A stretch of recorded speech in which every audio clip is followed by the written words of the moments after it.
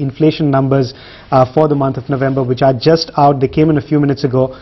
They have come in at 4.78%, which is significantly above the estimate of 4.15% that ET now had, and again much above the previous month's number of 1.34%. So clearly inflation is a concern, but the question we're asking is, does addressing inflation through rate hikes solve the issue? Will you be able to address the challenge of rising inflation purely with rate hikes? We've got Yashika Singh, who's head of economic analysis at Dun & Bradstreet, joining us now on the show.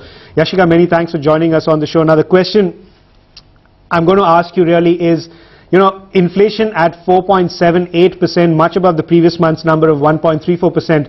But, the Reserve Bank of India has in the past said that addressing inflation purely through rate hikes is not going to fix the problem.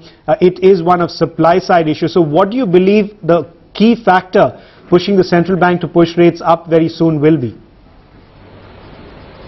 Yeah, thanks for having me there. I think inflation, as you said, it is way above expectations, and our own expectations were between 3.1 to 3.5. So yes, way above everybody's expectation.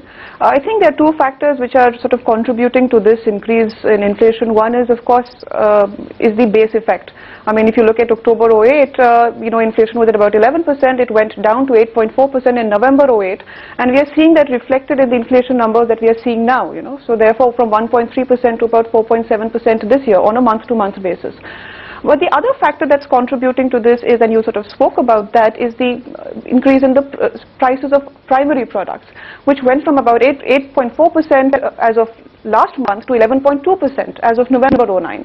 So yes, what you're saying is very clear. Yes, just increasing or bringing about a rate hike might not impact the inflation going forward, because a lot of this is coming from supply side pressures, which we can see from the primary articles inflation.